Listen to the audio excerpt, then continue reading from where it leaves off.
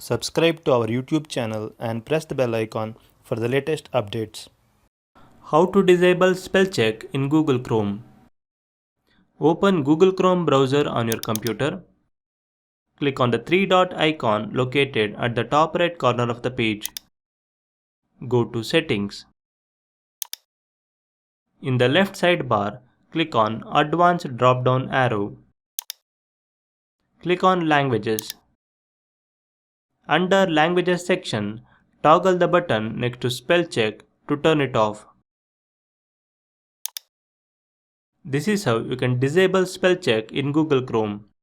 Thank you for watching.